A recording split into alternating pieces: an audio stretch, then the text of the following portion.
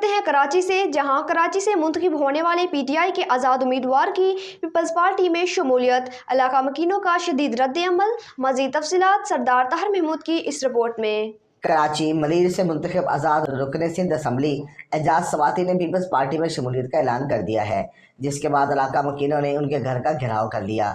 एजाज सवाती PS88 Malir से PTI की हमायत से आज़ाद हैसियत में मुंतखब हुए थे।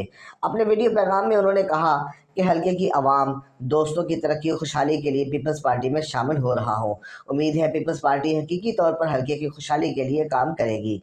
उन्होंने कहा कि गैर मशरूत तौर पर पीपल्स पार्टी में शामिल हो रहा हूँ। ताहम उनके इस ऐलान के बाद इलाका वकीलों ने उनके खिलाफ एहतजाज किया। मुजाहिरीन ने एजाज सवाती के घर का घेराव किया और शदीद नारेबाजी की।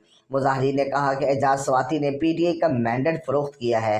वाज़ेह रहे कि एजाज सवाती की शमूलियत से सिंध असम्बली में पीपल्स पार्टी की अरकान की तादाद 86 हो जाएगी, जबकि दूसरी जानब तहरीक इंसाफ के पंजाब असम्बली के भी 2 नौमुंतखब MPs और लाहौर से 1 MNA नून लीग में शामिल हो चुके हैं।